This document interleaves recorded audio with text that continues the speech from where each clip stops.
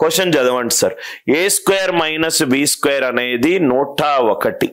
ఏ square minus B square అనేది 101. A square minus B square is a plus b into a minus b. It is 101. a plus b into a minus b. The catch in the question is 101 అనేది prime number. 101 అనేది prime number. మళ్ళీ ఏంటంటే a and b అనేది natural numbers. a and b అనేది natural numbers. a and b గనక natural numbers ఉంటే మనం కూడే నంబర్లు. రెండు న్యాచురల్ నంబర్ల సమ్ ఎప్పుడైనా వాటి తేడా కంటే ఎక్కువ ఉంటుంది. రెండు న్యాచురల్ నంబర్ల సమ్ వాటి తేడా కంటే ఎప్పుడూ ఎక్కువ ఉంటుంది. a plus b is always greater than a minus b. ఈ రెండు నంబర్ల ఒక 5, 7 నంబర్ తీసుకోండి. ఈ రెండింటిని యాడ్ చేస్తే 5 + 7 12. 7 - 5 2. 12 అనేది ఎప్పుడూ 2 కంటే ఎక్కువ ఉంటుంది. అంటే దీన్ని మనము 101 ప్రధాన సంఖ్య కాబట్టి దాన్ని మనము ఇలా అయినా రాసుకోవచ్చు. ప్రధాన సంఖ్యకు రెండే కారణాంకాలు ఉంటాయి, ఒకటి మళ్ళీ నంబర్. ఇలా రాయడం తప్పు. ఎందుకు తప్పు అంటే a plus b ఎప్పుడూ కూడా a minus b కంటే ఎక్కువ ఉంటుంది. a plus b ఎప్పుడూ కూడా a minus b కంటే ఎక్కువ ఉంటుంది. అంటే a plus b A value తీసుకోవాలి? 101 వాల్యూ తీసుకోవాలి. a minus b A value తీసుకోవాలి? 1 వాల్యూ తీసుకోవాలి. ఈ రెండింటిని యాడ్ చేస్తే 2a = 102. ఏ వాల్యూ అనేది 51, బి వాల్యూ అనేది 50. ఏ 51, బి 50. క్వశ్చన్ ఏమన్నాడు? 51 square plus 50 square. 51 square is 2600. 50 square is 2500. 5101. 101 × 1. 101 అనేది ప్రధాన సంఖ్య. ప్రధాన సంఖ్యకు ఉన్న రెండు కారణాంకాలు. ఒకటి మళ్ళీ తనంతట తానుగా డివైడ్ అవుతుంది. దాన్ని 1 × 1 101 గా రాసుకోకూడదు. ఎందుకంటే a and b న్యాచురల్ నంబర్లు గనక అవుతే, a and b న్యాచురల్ నంబర్లు గనక అవుతే రెండు నంబర్ల సమ్ ఎప్పుడు కూడా a minus b కంటే కూడా ఎక్కువ ఉంటుంది. a minus b కంటే కూడా ఎక్కువ ఉంటుంది. ఇక్కడ కూడా మీరు ఇది మొత్తం చేయాల్సిన అవసరం లేదు. లాస్ట్ 2 డిజిట్స్ ఎప్పుడు కూడా చెప్పాను. 51 స్క్వేర్. 51 50 కంటే ఎంత ఎక్కువ? 1 ఎక్కువ. 1 స్క్వేర్ 01 + 00. లాస్ట్ 2 డిజిట్లు ఎప్పుడూ కూడా 01 తోటి ఉండాలి. లాస్ట్ 2 డిజిట్లు ఎప్పుడూ కూడా 01 తోటి ఉండాలి. అది కాకుండా ఏదున్నా కానీ అది ఆన్సర్ కాదు. ఇది చాలా మంచి very good logical question sir. Logical 9 డిజిట్లతోటి ఒక 9 డిజిట్ నంబర్ ఫామ్ అవ్వాలట. ఆ నంబర్ అట్లా ఎన్ని నంబర్లు మనకు ప్రధాన సంఖ్య అయి ఉంటుంది? అట్లా ఎన్ని నంబర్లు మనకు ప్రధాన సంఖ్య ఉంటుంది? ఒకసారి ఎక్స్ప్లెయిన్ చేస్తున్నాను. మొత్తం ఎన్ని డిజిట్లు ఉన్నాయి సార్? 1 2 3 4 5 6 7 8 9. మొత్తం 9 డిజిట్లు ఉన్నాయి. మొత్తం 9 డిజిట్స్ ఉన్నాయి. మొత్తం 9 డిజిట్స్ ఉన్నాయి. ఆ 9 డిజిట్లతోటి నాకు 9 డిజిట్ నంబర్ కావాలట. 9 డిజిట్లతోటి 1 2 3 4 5 6 7 8 9 ఒక 9 డిజిట్ నంబర్ కావాలి. సో ఇక్కడ గనక ఒక డిజిట్ పెడితే మళ్ళీ ఇంకో నెక్స్ట్ డిజిట్ పెట్టలేము. ఎవరైతే 2 డిజిట్లు ఇక్కడ పెట్టామో అది ఇక్కడ పెట్టలేము. 9 డిజిట్లు ఉన్నాయి. 9 డిజిట్ నంబర్ ఫామ్ అవ్వాలి. Repetition not allowed. పెట్టిన డిజిట్ ని మళ్ళీ ఇంకో ప్లేస్ లో పెట్టకూడదు. అట్లా పెడితే వచ్చే 9 డిజిట్ నంబర్లలో ఎన్ని నంబర్లు నాకు ప్రధాన సంఖ్యలు? వచ్చే 9 డిజిట్ నంబర్లో ఎన్ని నంబర్లు నాకు ప్రధాన సంఖ్య? ఇది క్వశ్చన్. క్వశ్చన్ కాన్సెప్ట్ క్లియర్ అయింది కదా? రైట్. నౌ ఇక్కడ చూడండి సార్. సపోజ్ గా నాకు ఎన్ని నంబర్లు ఉన్నాయి? మొత్తము 1 2 3 4 5 6 7 8 9.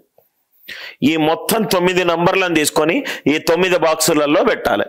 ఈ 9 నంబర్లు తీసుకొని 9 బాక్సులలో పెట్టాలి. చూడంగానే మనకు దీంట్లో ఒక నంబర్ ఇదే ఉంటది కదా. 1 2 3 4 5 6 7 8 9. 1 2 3 4 5 6 7 9 9 డిజిట్లలో ఇది 1 పెట్టొచ్చు, 2 పెట్టొచ్చు, 3 పెట్టొచ్చు. ఇంకో ఒక నెంబర్ చెప్పండి సార్, దాన్ని అటు ఇటుగా మార్చండి. 32 54 76 98 ఇది కూడా ఒక నెంబరే కదా. అట్లా మనము నంబర్లు పెట్టుకుంటూ పోతే రైట్ పర్ముటేషన్ కాంబినేషన్లు అవేమొద్దు. ఒకసారి చూడండి సార్, ఈ మొత్తం నంబర్ల యొక్క సమ్ము ఎంతో చూడండి. 9 సమేషన్ 9 కదా. 3 6 10 15 21 28 36 45. సో ఈ మొత్తం సమ్ ఎంత? 45. సమ్ గనక 3 తోటి డివైడ్ అయి ఉంటే ఆ నంబర్ 3తో డివైడ్ అయినట్టు. నంబర్లను అటు ఇటు జరుపుతున్నా, ఒకటి తీసుకొని ఇంకో దగ్గర, ఒకటి తీసుకొని ఇంకో దగ్గర పెడుతున్నా, అయినా సమ్ ఏమైంది? 4 6 11 15 22 28 రైట్. సేమ్ అదే 45 వస్తుంది. సేమ్ అన్నిటినీ 1 2 3 4 5 6 7 8 9 అంటే 9 డిజిట్ల నంబర్లు ఉన్నాయి సార్. మీరు ఇక్కడ లాజికల్గా ఆలోచించండి సార్.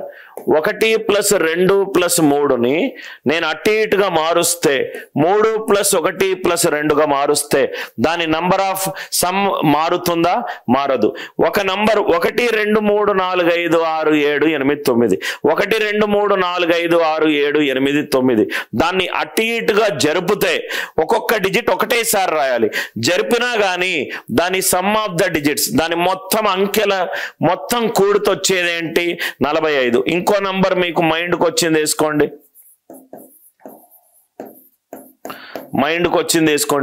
ఇది ఎంత ఉంది చూడండి. 1 2 3 4 5 6 7 8 9 మళ్ళీ దీన్ని కూడితే దీని మొత్తం నంబర్ల సమ్ ఎంత వచ్చింది? 45.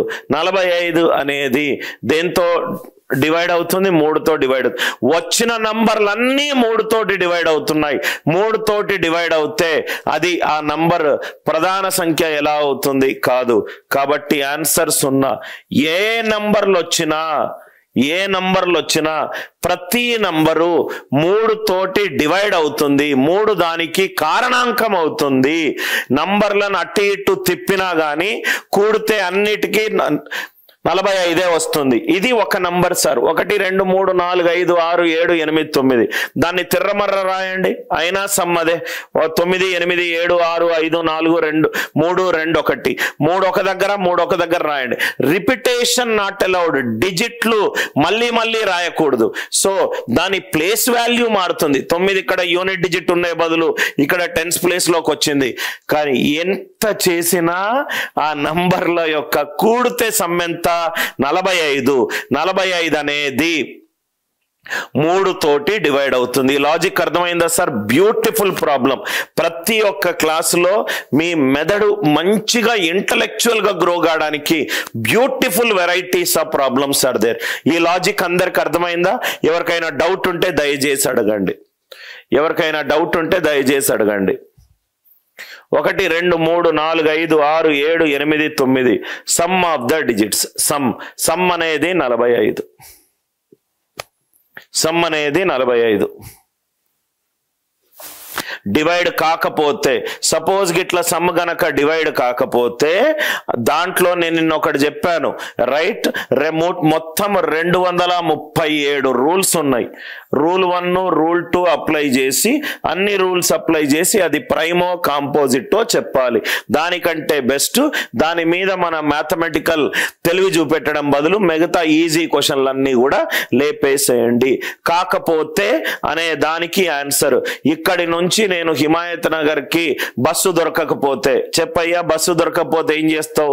లిఫ్ట్ తీసుకొని వెళ్తావు, లేకపోతే ఆటోలు ఎక్కుతావు, లేకుంటే దగ్గర ఉన్న మెట్రో దగ్గరికి వెళ్ళి మెట్రో ఎక్కుతావు రైట్. ఏదో ఒకటి చేస్తావు. అంత లేదు అని అనుకుంటే నేను ఏ ట్రాన్స్పోర్ట్ ఎక్కను అని అనుకుంటే నడుచుకుంటూ వెళ్తావు. వర్స్ట్ కేసులో నేను నడవలేను ఎండలో అంటే కూర్చున్న దగ్గరనే కూర్చుంటావు right. Are you all with me? Question లో ఒక డివైడింగ్ బై 3 అనే ఒక బ్యూటిఫుల్ కాన్సెప్ట్ ని బిల్డ్ చేసి క్రియేట్ చేసిన కాన్సెప్ట్. ఏమన్నా డౌట్స్ ఉంటే అడగండి. ఈ క్వశ్చన్ లో 17 18 ఇప్పుడు మనము ఏమేం అన్ని బేసిక్ అడ్వాన్స్డ్ ప్రైమ్ అన్ని prime number problems. Everybody say yes if it is clear to you, no in case if you got a doubt. Very very good question it is. కొత్త క్వశ్చన్ చూస్తే మీరు భయపడొద్దు. అంటే క్లాసులోనే బేసిక్ నుంచి advanced level questions మనము discuss చేయాలి. అర్థమైంది కదా? ఈ క్వశ్చన్లో ఉన్న కాన్సెప్ట్ ఏంటంటే డివిజిబిలిటీ రూల్ ఫర్ 3. 3 యొక్క రూల్. డివిజిబిలిటీ తెలియకుండా ఇది టఫ్ అని అనుకుంటారు, కానీ ఇది చాలా easy. Divisibility rule for 3. Divisibility rule for 3. దయచేసి డౌట్ ఎక్కడో అడగండి.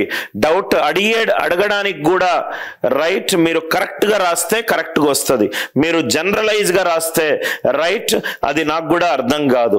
ఇది మీకు సమ్ ఆఫ్ ద డిజిట్స్ 45 ఎందుకు అయిందో అర్థమైంది కదా సార్?